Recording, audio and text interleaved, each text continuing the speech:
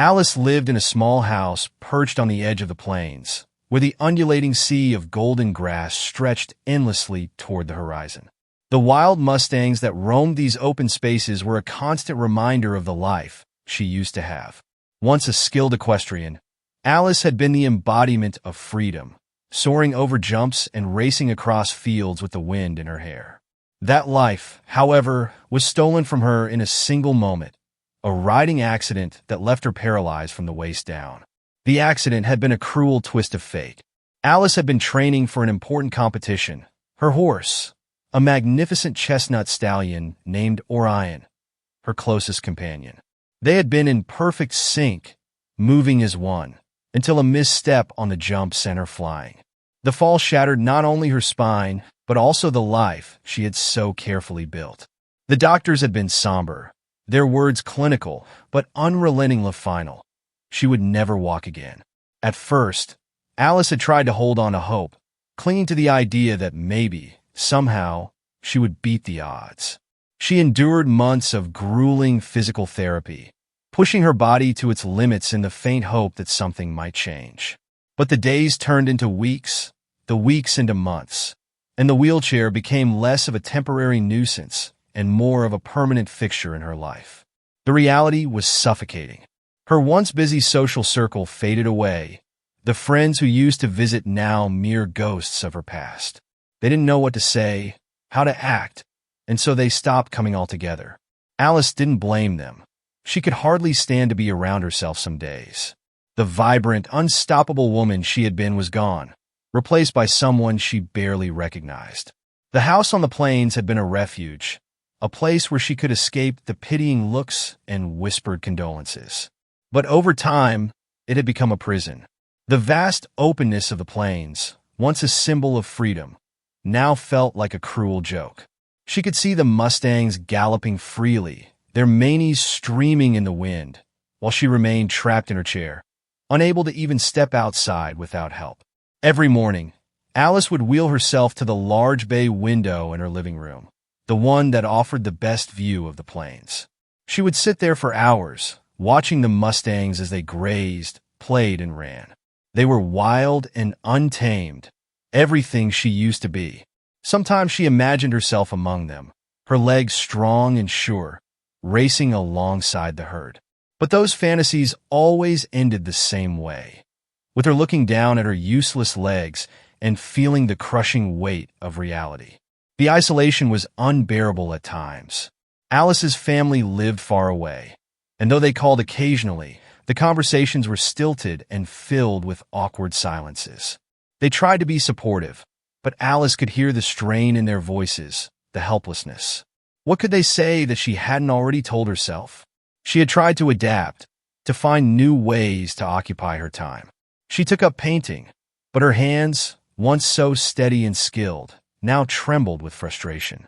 She tried writing, pouring her thoughts into journals, but the words felt hollow, unable to capture the depth of her pain. Even reading, once a beloved pastime, became a chore as her mind wandered to places she didn't want to go. Her days were a monotonous cycle of routine and regret. Mornings were spent staring out the window, afternoons trying to distract herself with hobbies that no longer brought her joy, and evenings battling the loneliness that settled in like a suffocating blanket. Nights were the worst. Lying in bed, staring at the ceiling, she was haunted by memories of the life she had lost. The laughter of friends, the thrill of competition, the simple joy of walking, all of it felt like a distant dream. The Mustangs became her only solace. They were her connection to the world she used to know, a reminder of the person she had been. She learned their patterns, recognizing the leaders of the herd and the foals that stayed close to their mothers. She watched as they moved across the plains, their freedom a stark contrast to her confinement. Sometimes she would imagine that they could feel her presence, that they understood her longing. It was a foolish thought, but it brought her comfort. As the seasons changed, so did the herd. In the spring, new foals would appear, their awkward legs testing the boundaries of their newfound freedom. In the summer, the Mustangs would move closer to her house, seeking shade from the scorching sun. Autumn brought cooler weather, and a sense of restlessness to the herd, as if they knew winter was coming. And in the winter, when the plains were covered in snow, the Mustangs became ghostly figures in the distance, their dark shapes barely visible against the white expanse. Alice's life, however, remained the same. The seasons came and went, but she stayed rooted in her chair, watching the world move on without her. The pain of her loneliness was a constant ache, a reminder of everything she had lost. She often wondered if this was all her life would ever be, a series of empty days and sleepless nights, punctuated only by the sight of the Mustangs running free. And yet, despite everything, she couldn't bring herself to leave the plains. They were her tether to the past, a fragile connection to the life she had loved and lost. The Mustangs were her only companions, their wild spirit a flicker of hope in the darkness of her despair. They reminded her of who she had been, and who, perhaps, she could be again, if only she could find a way to break free from the prison of her own making. The morning was like any other for Alice. She had wheeled herself to the bay window, the large panes framing the plains like a living painting.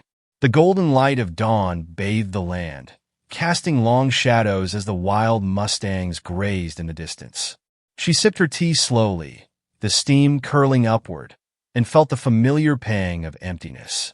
It was a ritual she had repeated so many times that it no longer felt like living, just existing. But this morning was different. At first, she thought her eyes were deceiving her. A lone Mustang was breaking away from the herd. His coat was dark, almost black, glistening like obsidian under the sunlight. His mane whipped wildly in the breeze, and there was something about his stride, powerful yet elegant, that pulled her attention away from her monotonous thoughts. He was magnificent, and he was heading straight toward her house. Alice froze, her hands gripping the arms of her wheelchair. The wild horses had always kept their distance, remaining wary of human presence. Yet this one, bold and fearless, continued to close the gap between them. Her heart quickened, a sharp contrast to the usual dull rhythm that mirrored her slow days. She wheeled herself closer to the window, her face nearly pressed against the glass. The Mustang didn't stop. He crossed the open field leading to her yard, his hooves churning the soft earth. Alice's pulse raced as he reached the edge of the fence that bordered her property. She expected him to stop there, but he didn't. With one effortless leap, he cleared the barrier and landed gracefully in her yard. For a moment, she couldn't breathe. It was as though time itself had paused. The Mustang stood there, surveying his surroundings, his ears flicking as if listening to a melody only he could hear. His sheer presence was overwhelming, wild, untamed, and utterly captivating. Alice's mind swirled with emotions she hadn't felt in years. Awe, excitement, and a faint trace of fear. But beneath it all was a glimmer of something deeper, a connection. It was as if the Mustang had seen through the wall she had built around herself, as if he understood her in a way no one else could. Without thinking, Alice wheeled herself onto the porch, her movements hurried and awkward. The door creaked as she pushed it open, and the Mustang's head snapped toward her. For a moment, their eyes met. His were dark, deep, and filled with a kind of intelligence that sent a shiver down her spine. He didn't bolt, didn't flinch. Instead, he took a cautious step closer. "Hey there," she whispered, her voice trembling. "What are you doing here?" The Mustang tilted his head slightly, as if considering her words. She couldn't help but smile, a flicker of warmth breaking through her usual cold demeanor. Her fingers itched to reach out, to touch the sleek coat that gleamed in the sunlight. But she stayed where she was, not wanting to scare him off. Then, in a moment that felt almost surreal, the Mustang took another step closer, and then another. He stopped just a few feet from her, his nostrils flaring as he sniffed the air. Alice felt a lump rise in her throat. She hadn't been this close to a horse since the accident. The memory of Orion flashed through her mind, unbidden and painful. Her chest tightened, but she forced herself to stay present, to focus on the animal in front of her. "Zephyr," she said suddenly, the name slipping from her lips without thought. It felt right, as though the Mustang had whispered it to her himself. "That's what I'll call you. Zephyr." The Mustang's ears flicked forward, and for a brief moment, She swore he understood her. He took one more step, his breath warm against her face. Alice's hand trembled as she slowly reached out. The humiliation of her limitations, the years of being unable to even dream of such a moment, made her hesitate. Her arm felt heavy, weighed down by the memories of what she had lost. But Zephyr didn't move away. He stood his ground, his dark eyes watching her intently. Finally, her fingertips brushed his muzzle. The sensation was electric, a spark that seemed to jolt her entire being. Tears welled up in her eyes, and she didn't bother to wipe them away. For the first time in years, she felt alive. Zephyr snorted softly, his breath ruffling her hair. Alice let out a shaky laugh, a sound she barely recognized as her own. She wanted to say so much, to tell him how much this moment meant, but the words wouldn't come. Instead, she simply sat there, her hand resting against his warm coat, and let the silence speak for her. But the moment didn't last. A sudden noise shattered the stillness, a car engine rumbling in the distance. Zephyr's head shot up, his ears swiveling toward the sound. Alice's heart sank as she saw the tension ripple through his muscles. He was going to run. "Wait," she called out, desperation lacing her voice. But it was too late. With a powerful leap, Zephyr turned and bolted, his dark form disappearing over the fence and back into the plains. Alice sat there, her hands still outstretched, as the emptiness rushed back in. The humiliation of her helplessness weighed heavier than ever. For a brief moment, she had felt a connection, a spark of hope, but it had been ripped away, leaving her more alone than before. She wheeled herself back inside, the house feeling colder and emptier than ever. But as she sat by the window, watching the herd in the distance, she couldn't help but search for him. Zephyr had awakened something in her, something she couldn't quite name. And despite the ache of his absence, she knew one thing for certain: he would be back. Zephyr's first visit was not his last. The next morning, Alice found herself sitting at the window earlier than usual, her eyes fixed on the plains, searching for any sign of him. She felt foolish for hoping. Why would a wild Mustang, untamed and free, return to her? But as the sun crept higher in the sky, she saw him. The dark figure moved with the same powerful elegance, cutting through the golden grass like an ink stroke on a canvas. Her breath hitched when she realized he was coming back. Her heart pounded as she rolled her wheelchair onto the porch, her hands gripping the wheels tightly. Zephyr slowed as he neared the fence, his movements cautious but purposeful. He stopped at the edge, studying her as if gauging her intentions. Alice whispered his name softly, her voice barely carrying over the breeze. To her amazement, he stepped closer, his ears flicking forward as though listening. Each visit after that was the same, yet somehow different. Zephyr began to trust her, inching closer with every encounter. He was still wary, always keeping a safe distance until he was ready. Alice respected his boundaries, understanding his hesitation better than anyone. After all, hadn't she built her own walls? On the third visit, she brought out a small bucket of apples. Her hands trembled as she held one out, the vulnerability of the moment almost too much to bear. Zephyr hesitated, his dark eyes locked onto hers, and then he stepped forward. The warm, velvety touch of his muzzle against her palm sent a wave of emotion crashing over her. She blinked back tears, her lips trembling as she whispered, "Good boy, Zephyr." From that day on, the routine changed. Zephyr began coming almost daily, drawn to her like a moth to a flame. Alice would sit on the porch for hours, waiting for the familiar silhouette to appear on the horizon. She began to prepare for his visits, filling her pockets with apples and carrots, her heart lifting with a joy she hadn't felt in years. But the joy was not without its struggles. Each time she reached out to him, she was reminded of her limitations. Her wheelchair was a constant barrier between her and the wild, untamed world Zephyr represented. She couldn't chase him, couldn't run alongside him as she once had with Orion. Every time Zephyr pulled back, startled by an unexpected sound or movement, she was left humiliated by her inability to follow him. The bitterness of her condition gnawed at her, but she forced herself to focus on what she had, this fragile, growing bond with him. Touching Zephyr became a milestone. Each brush of her fingers against his coat a victory over the despair that had consumed her for so long. She marveled at the strength of his muscles, the way his mane felt like silk between her fingers.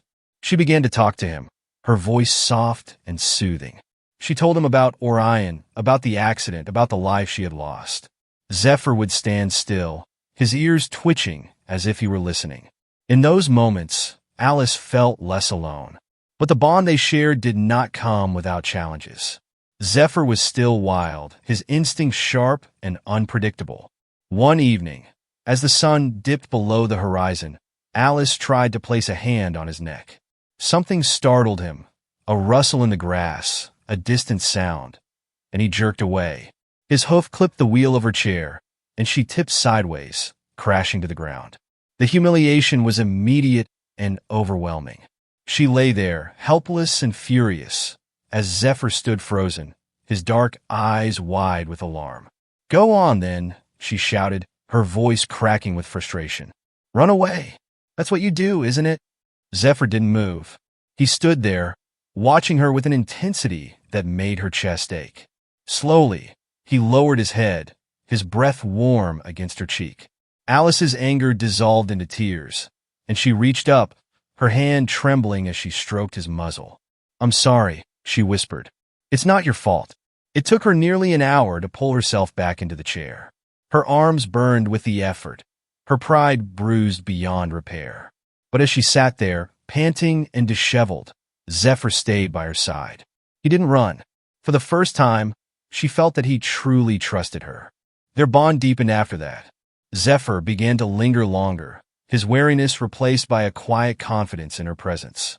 Alice started leaving the gate open, and he began to wander into the yard on his own. She watched him graze, his movements unhurried and graceful. He seemed at home here, as if her small patch of land was now part of his domain. The neighbors noticed, of course. Alice overheard their whispers when they passed by her house, their voices tinged with both curiosity and skepticism. "She's got a wild horse coming to her yard," one of them said. "Can you believe it? What's she even doing with it?" The humiliation of their gossip stung, but Alice refused to let it deter her. Zephyr was hers in a way no one else could understand. He had given her a reason to wake up in the morning, a purpose that went beyond the confines of her wheelchair. As the weeks turned into months, Alice began to dream again. She imagined herself riding Zephyr, her hands gripping his mane as they raced across the plains together. The dream was both a comfort and a torment, a reminder of what she could never have. But even as the ache of longing consumed her, she clung to the joy he brought her. Zephyr's presence filled the empty spaces in her life, his visits transforming her days into something worth living. She knew their bond was fragile, a delicate thread that could snap at any moment. But she also knew that, for the first time in years, she wasn't just surviving, she was living. And for that, she would endure any humiliation, any struggle to keep him close. It began with George, the closest neighbor, whose weathered face and sharp tone rarely carried good news. One afternoon, as Alice sat on her porch watching Zephyr graze near the fence, George appeared on the gravel path leading to her house. His boots scuffed against the dirt, his wide-brimmed hat pulled low over his forehead. Alice knew by the way he stomped toward her that this wasn't a friendly visit. "You've got a problem here, Alice," George barked, his voice carrying over the open plain. He stopped a few feet from her porch, squinting past her to where Zephyr stood, his dark coat gleaming in the sun. "That Mustang of yours is starting to cause trouble." Alice's heart sank, but she forced herself to stay calm. "He's not mine, George," she said, her voice steady. "He's a wild horse. He comes and goes as he pleases." George spat into the dirt and crossed his arms. "Doesn't matter. He's been getting too close to my cattle. Last night, I saw him near my field spooking the heifers. If he keeps it up, he'll drive them through the fence." Alice wanted to argue, to tell George that Zephyr had never shown any aggression, but she knew it would fall on deaf ears. George wasn't the kind of man to listen to reason once his mind was made up. "You need to do something about him," George continued, his tone leaving no room for negotiation. "And if you won't, The others will. The others? Alice asked, a thread of unease winding through her chest. Yeah, George said, nodding toward the distant houses that dotted the plains. You're not the only one he's been bothering. Mrs. Taylor says he's been tearing up her vegetable garden, and the Petersons are worried he'll break into their chicken coop. People are getting nervous, Alice. Wild animals don't belong near homes. It's only a matter of time before someone calls the authorities. Alice clenched the wheels of her chair, her knuckles turning white. The thought of Zephyr being taken away, or worse, made her stomach churn. He's not dangerous, George, she said, her voice firmer now. He's just a horse. He's not hurting anyone. George shook his head, his expression hard. Doesn't matter what you think. People want him gone. And if you keep feeding him and letting him hang around, you're just making it worse. With that, George turned and walked away, leaving Alice sitting on the porch, her mind racing. She watched Zephyr lift his head, his ears twitching as if he sensed her distress. He took a step closer, his dark eyes fixed on her, and in that moment, Alice felt the weight of everything pressing down on her. She had fought so hard to build this fragile connection, and now was being threatened by people who didn't understand. The next few days were agonizing. Word spread quickly through the small community, and the whispers grew louder. Alice could feel the weight of their judgment every time she ventured into town. The clerk at the general store avoided her eyes, and the mailman, usually chatty, kept their interaction brief. Even Mrs. Taylor, who had once brought her homemade pies, now crossed the street to avoid her. The humiliation was crushing. They treated her like an outcast, as if her bond with Zephyr was some kind of crime. She overheard snippets of conversations, words like reckless, irresponsible, and selfish thrown around like stones. But the worst was when she learned that someone had reported Zephyr to the authorities. It happened one evening when George showed up again, this time with 2 other men from the neighborhood. They stood on her porch, their faces grim. George held a folded piece of paper in his hand, which he thrust toward her. Animal control's coming tomorrow, he said flatly. We filed the complaint. They'll either round him up or take him down if he resists. Alice's hands trembled as she took the paper, her eyes scanning the official language that spelled doom for Zephyr. Her chest tightened, and she felt a rush of anger and despair. You had no right, she said, her voice breaking. He's done nothing wrong. He's a wild animal, Alice, one of the men said, his tone almost pitying. It's for the best. For the best? She snapped, tears welling in her eyes. You're talking about killing him as if he's some kind of pest. He's not hurting anyone. George sighed heavily. Look, Alice, we didn't want it to come to this, but you gave us no choice. You've been feeding him, encouraging him to stay close. He's a danger, whether you see it or not. They left before she could respond, leaving her alone with the paper that felt like a death sentence. Alice sat on the porch long after they were gone, the weight of the situation crushing her. When she finally wheeled herself back inside, Zephyr was still in the yard, grazing peacefully under the fading light. He had no idea what was coming. That night, Alice barely slept. She sat by the window, her mind racing with desperate plans. She thought about calling someone for help, but who would listen? Her family was far away, and the neighbors had already turned against her. She felt trapped, powerless, and utterly alone.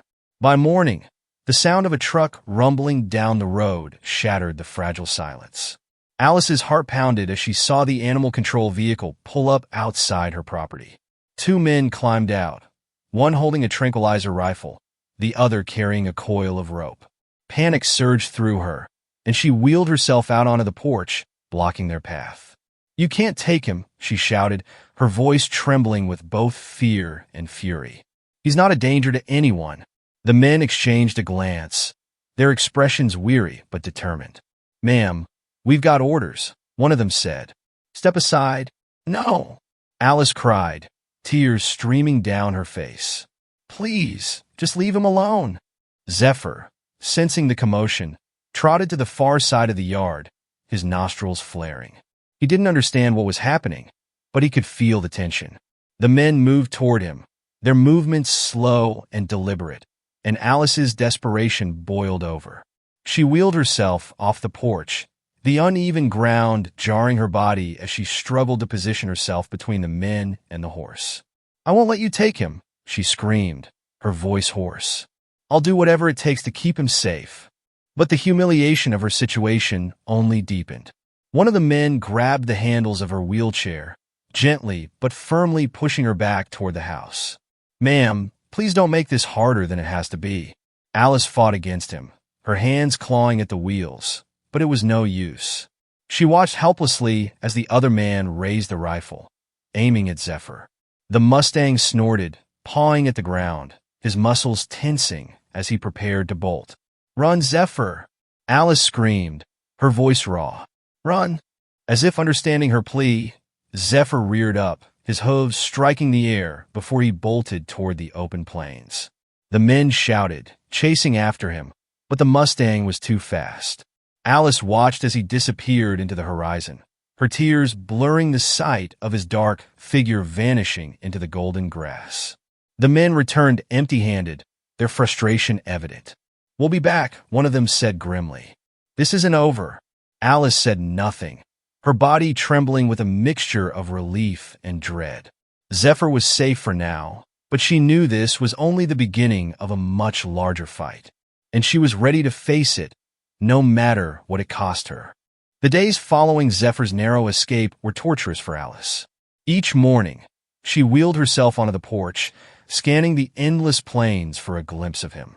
The thought of him being hunted down or captured was unbearable. The men from Animal Control hadn't returned yet, but she knew it was only a matter of time. The neighbors' complaints wouldn't stop, and Zephyr's life was in immediate danger.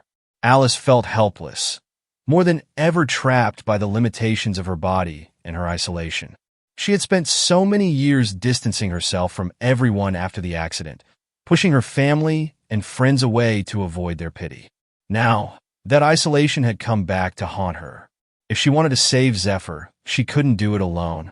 Her thoughts kept circling back to Sophie, her granddaughter. They hadn't spoken much in recent years. Sophie was busy with her college studies, and Alice had always been reluctant to reach out. But Sophie was different from the others. She had a spark, a fierceness that reminded Alice of herself before the accident. If anyone could help, it was her. With shaking hands, Alice picked up the phone and dialed Sophie's number. The ringing seemed to stretch forever before Sophie's bright voice answered. "Grandma, is everything okay?" Alice hesitated, her throat tight with emotion. "Sophie, I need your help," she said finally, her voice cracking. It's about a horse, a Mustang. His name is Zephyr." There was a pause, and Alice feared Sophie might dismiss her plea. But then Sophie said, "Tell me everything." Alice explained it all. The bond she had formed with Zephyr, the neighbors' complaints, and the looming threat of Animal Control. Sophie listened without interrupting, her voice steady when she finally spoke. "I'm coming over," she said. "We'll figure this out together." The next morning, Sophie arrived, her small car kicking up dust as it pulled into the driveway. She was taller than Alice remembered, her long brown hair pulled into a braid, and her eyes sharp with determination. She hugged Alice tightly, and for the first time in years, Alice felt a glimmer of hope. Sophie didn't waste time. She sat down with Alice, a notebook in hand, and began sketching out a plan. "We can't keep him here," Sophie said, her pen tapping against the paper. "The neighbors won't let it go, and Animal Control is too persistent. But there are sanctuaries, places where wild Mustangs can live safely. We just need to find one and figure out how to get him there." The idea of sending Zephyr away was painful, but Alice knew it was the only way to save him. "There's a sanctuary in Wyoming," Sophie continued, showing Alice a website on her phone. "It's miles of open land, and they specialize in wild Mustangs. They'd take him."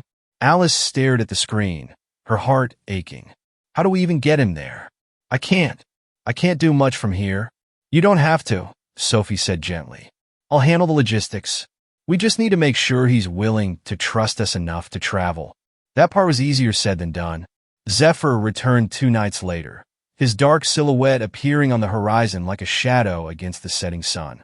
Alice had never been so relieved to see him, but her joy was tempered by the knowledge of what needed to happen next. She spent hours with him that night, feeding him apples and carrots, brushing his coat, and whispering soothing words. "We're going to keep you safe, Zephyr," she promised. "I won't let anything happen to you." Sophie worked tirelessly to secure transportation. She found a local horse trainer with a trailer and convinced him to help, though he was skeptical about the idea of moving a wild Mustang. "You sure he's not going to kick the hell out of my trailer?" he asked, arms crossed. "He trusts my grandma," Sophie said firmly. "And he'll trust me too. Just give us a chance." The trainer agreed, but it was clear he thought they were in over their heads. "If he bolts, I'm not chasing him," he warned. "You're on your own then." The humiliation of relying on others was difficult for Alice to swallow. She had always prided herself on her independence, even in the face of her disability. But now, watching Sophie take charge, she realized that sometimes strength came from knowing when to ask for help. The night of the transport was tense. Sophie and the trainer arrived at Alice's house with the trailer, parking it at the edge of the yard. Zephyr stood nearby, his head high and his nostrils flaring as he eyed the unfamiliar vehicle. Alice wheeled herself closer, her voice soft and steady as she called to him. "It's okay, Zephyr. We're going to a safe place." Sophie moved carefully, carrying a bucket of treats and speaking to Zephyr in the same calm tone Alice used. The Mustang was nervous, his hooves stamping against the ground, but he didn't run. Slowly, step by step, Sophie and Alice guided him toward the trailer.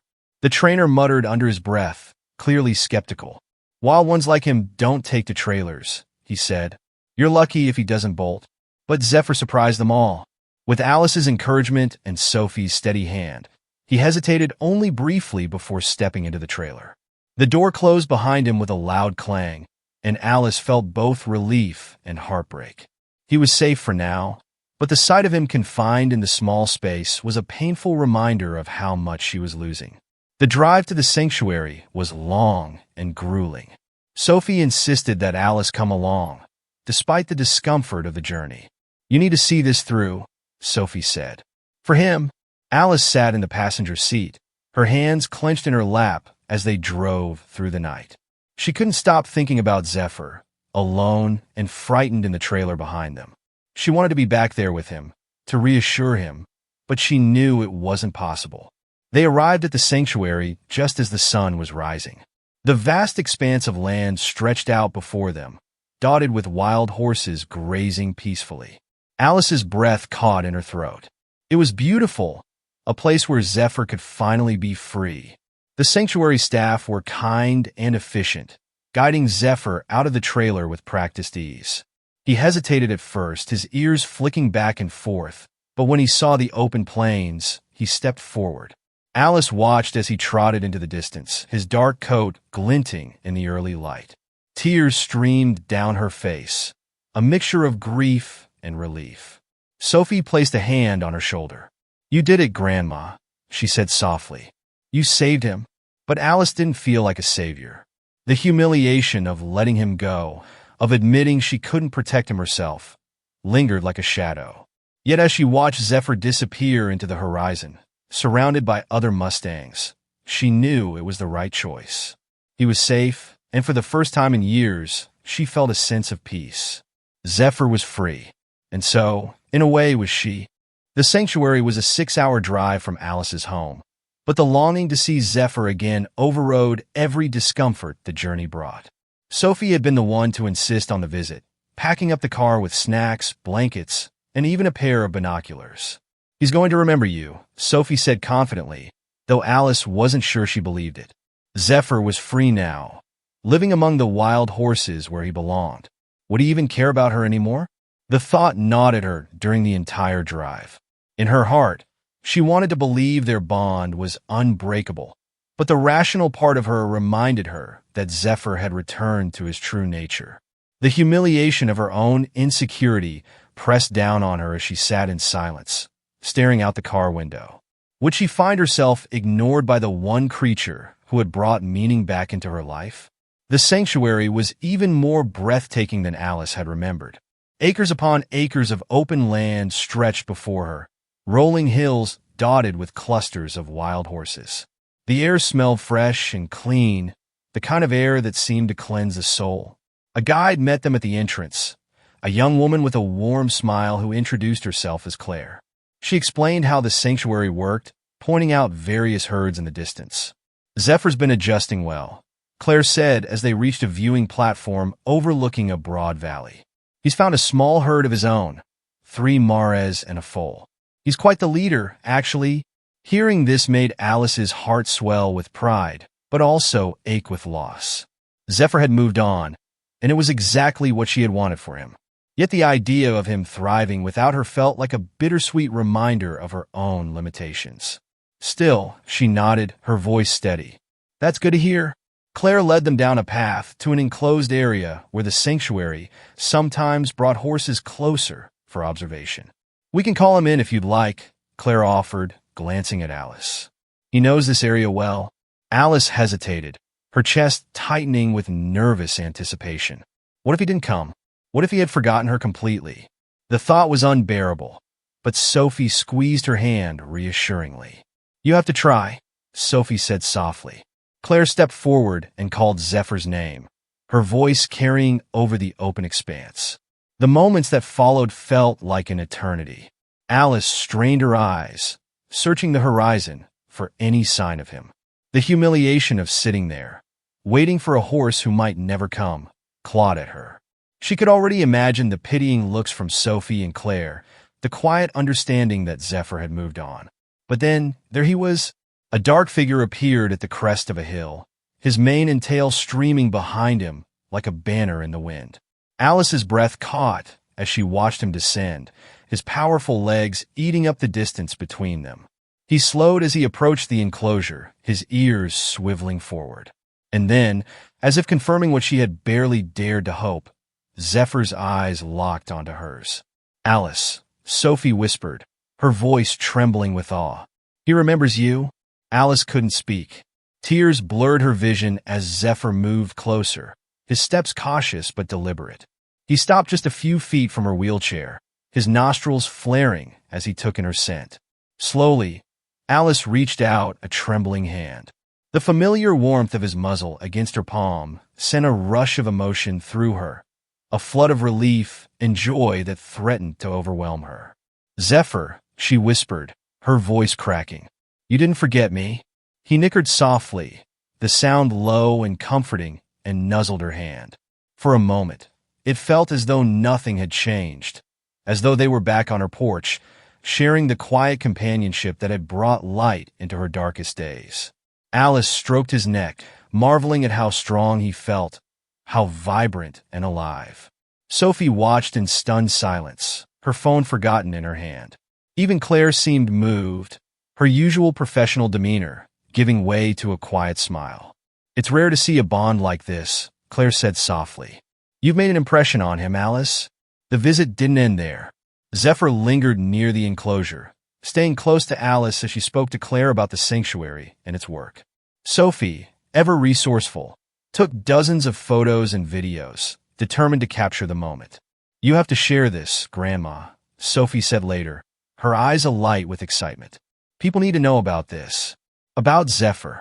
About what you've done for him. Alice felt a flicker of doubt. What would people say?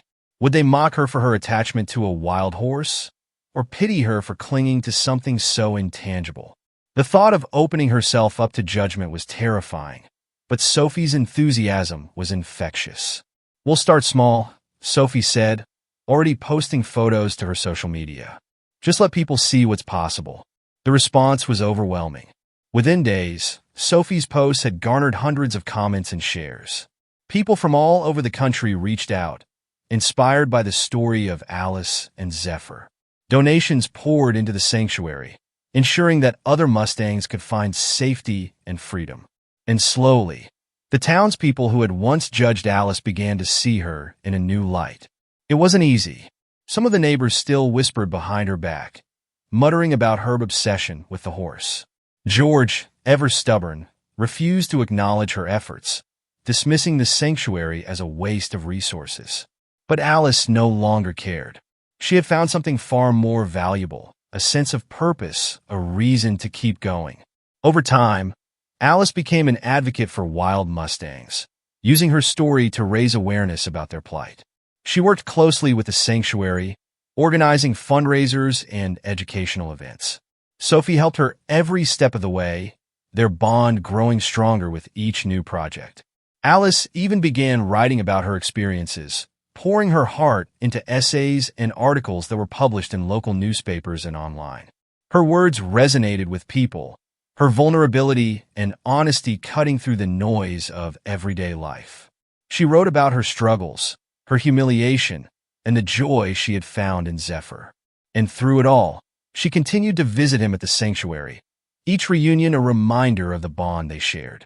In the end, Alice realized that her connection with Zephyr had been more than just a lifeline. It had been a turning point. He had given her the strength to face her fears, to reach out for help, and to rediscover the joy of living. And in doing so, he had inspired others to see the beauty in the wild, the importance of preserving it, and the power of an unbreakable bond. As she sat by the window one evening, looking out at the sunset, Alice felt a sense of peace she hadn't known in years. Zephyr was free, and so was she, and their story, she knew, was just beginning.